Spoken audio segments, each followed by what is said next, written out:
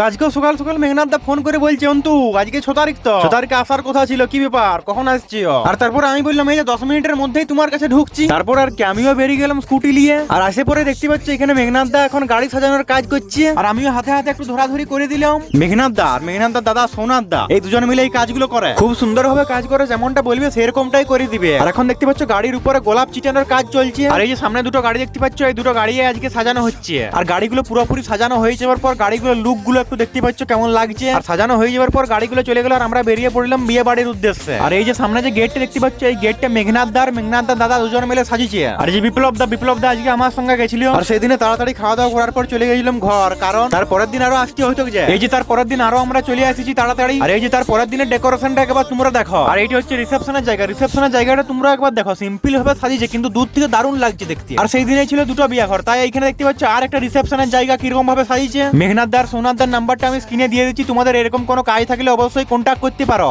খুব সুন্দর ভাবে কাজ করে দিবে।